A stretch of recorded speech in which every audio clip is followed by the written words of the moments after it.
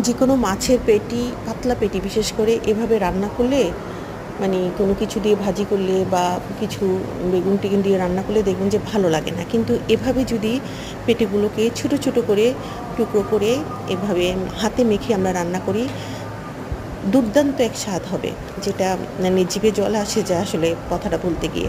তো যাই হোক, আমি মাছগুলোকে ভালো মতো ধুয়ে এখানে প্রথমেই পেঁয়াজ দিয়ে দিয়েছি, টমেটো পিউরি দিয়েছি, আদা রসুন জিরা একসাথে ব্লেন্ড করা ছিল ওগুলো দিয়েছি, হলুদ মরিচ কাঁচামরিচ সবই দিলাম, লবণ দিলাম, আর জিরা ধনিয়ার একটা পাউডার আমি এই যে দিলাম।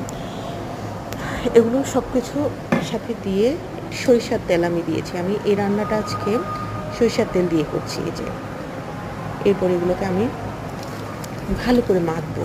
যত মাখবো তত একটা অথেন্টিক টেস্ট, একটা মানে গ্রাম্য ফ্লেভার, গ্রামের বা দেশের বাড়িতে গেলে যে একটা ফ্লেভার আসে না মাত্রাতে, ঠিক সেরকম টেস্টটা লাগবে।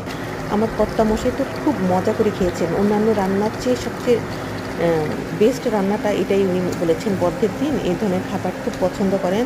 তো যাই হোক, এগুলো মেখে পানি দিয়ে বসিয়ে দিয়েছি একসাথে। তারপর ভালো মতো হয়ে গেছে, ধনেপাতা কুচি দিয়ে নামিয়ে ফেললাম। বাস হয়ে গেল। আপনারা ট্রাই করবেন, খুবই টেস্টি। ভালো থাকবেন।